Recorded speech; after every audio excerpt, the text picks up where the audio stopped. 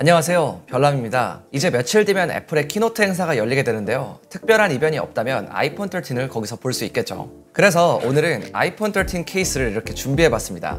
이 케이스를 통해서 이번에 어떤 부분이 변화할지 같이 한번 살펴보는 시간 가져보도록 할게요. 그리고 저희가 현재 이벤트도 진행하고 있으니까 그것도 많은 참여 부탁드릴게요. 스마트폰이 출시하기 전에 케이스 회사들에서 제품들을 미리 만들어 놓기 때문에 케이스를 구하는 건 어렵지 않았어요. 저희가 준비한 건 아이폰 13 케이스, 그리고 13 프로 맥스용 케이스 이렇게 준비를 해봤고요. 아이폰 12와 12 프로용 케이스, 그리고 12 프로 맥스용 케이스까지 준비를 해봤습니다. 아이폰 13은 작년 아이폰 12에서 디자인에 큰 변화는 없지만 몇몇 세부적인 변화들이 있을 것으로 보이는데요. 카메라 범프의 변화가 일단 예상이 되고 있습니다. 카메라 범프의 위치가 아이폰 13 케이스는 조금 더 왼쪽 상단으로 올라가 있습니다. 그리고 카메라 섬의 크기도 조금은 더 커진 것 같아요. 옆면을 보면 음소거 버튼과 볼륨 버튼이 살짝 아래로 내려갔는데요. 반대편 전원 버튼도 보면 마찬가지로 조금 더 내려가 있습니다. 이제 아이폰 12를 13 케이스에 한번 끼워 볼게요.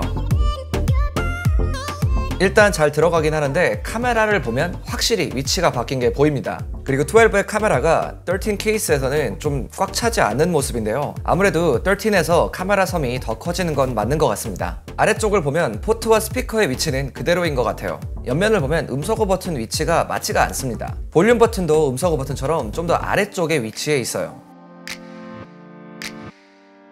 반대편을 보면 파워 버튼 역시 위치가 다릅니다. 아이폰 13 파워 버튼은 12보다는 아래쪽으로 내려와 있는데 이렇게 되면 한 손으로 버튼을 누르는데 좀 더 용이해질 것 같아요. 그리고 전체적으로 케이스가 유격도 조금 있습니다. 이게 아주 얇은 클리어 케이스인데 아마도 두께는 살짝 증가하는 것 같아요. 만약에 아이폰 12에서 아이폰 13으로 바꾸시려는 분들이 계신다면 기존에 사용했던 케이스는 맞지 않을 것 같습니다. 다음은 아이폰 13 프로 맥스 케이스를 살펴볼게요. 일단 12 프로 맥스 케이스와 카메라 쪽을 비교해보면 13 프로 맥스의 케이스가 좀 더 넓게 뚫려 있는 걸 알 수가 있습니다. 위치도 조금 더 왼쪽 상단으로 변경된 모습이네요. 12 프로 맥스에 끼워오면 일단 케이스는 잘 들어가는데요.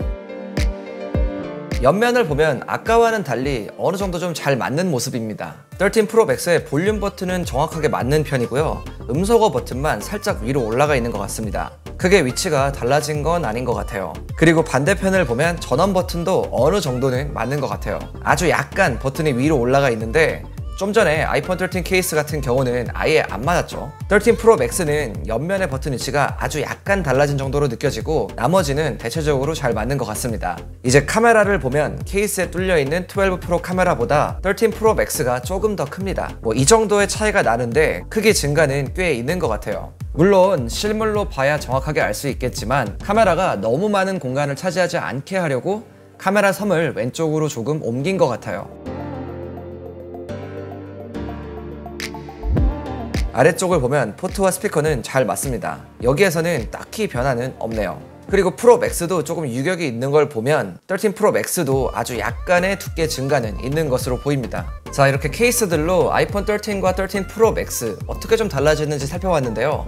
확실히 전체적으로 좀 버튼 같은 경우는 조금씩 위치가 달라지는 것 같아요. 그리고 카메라 섬 같은 경우도 조금씩 커지는 것 같고요. 그리고 위치도 약간은 왼쪽으로 이동을 했습니다. 그리고 저희가 스크린 프로텍터도 가지고 왔는데요.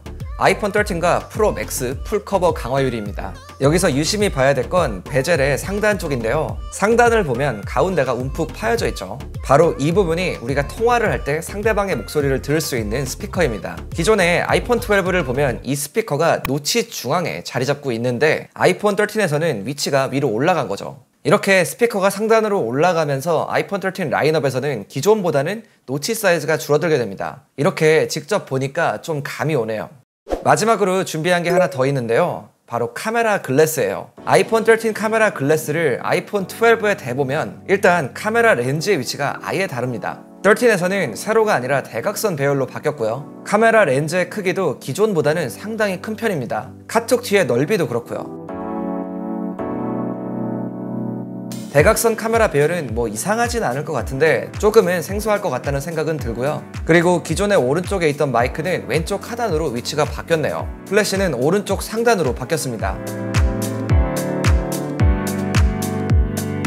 13 프로 맥스 카메라 글래스를 보면 카메라의 배열은 기존과 같은 삼각형이긴 한데 카메라 섬의 넓이가 훨씬 더 넓죠. 그리고 렌즈의 크기도 좀 더 큽니다. 렌즈의 크기와 카메라 섬의 크기는 확실히 12보다는 커지는 게 맞는 것 같아요. 아무래도 카메라에 여러 가지 업그레이드가 있을 것 같고요. 이번에 전 모델에 센서 시프트 OIS가 적용이 되고 전체 사진 모드, 시네마틱 비디오 이런 기능들이 새롭게 들어간다고 하죠. 이 외에는 과연 어떤 업그레이드가 있을지 한번 기대를 해봐도 좋을 것 같아요. 오늘은 이렇게 아이폰 13 케이스랑 스크린 프로텍터 그리고 카메라 글래스까지 살펴봤습니다. 확실히 카메라 쪽에 좀 변화가 크긴 큰 것 같아요. 카메라 섬 같은 경우도 기존보다는 훨씬 더 커지고 더 이제 이 섬의 위치도 왼쪽으로 바뀌었고요. 이미 예상했던 대로 아이폰 13에서 뭐 엄청난 변화가 있을 것 같지는 않아요. 뭐 방금 같이 봤지만 뭐 버튼의 위치나 뭐 두께의 증가 이런 소소한 변화들이 있는 것 같습니다. 이제 아이폰 13 공개까지 정말 얼마 남지 않았는데 오늘 이렇게 같이 케이스를 보니까 대충 어떻게 변할지는 좀 예상이 되는 것 같아요. 그래도 실물을 봐야지 또 알 수가 있는 게 있겠죠. 오늘 제가 준비한 영상은 여기까지고요. 지금까지 별남이었습니다. 바이.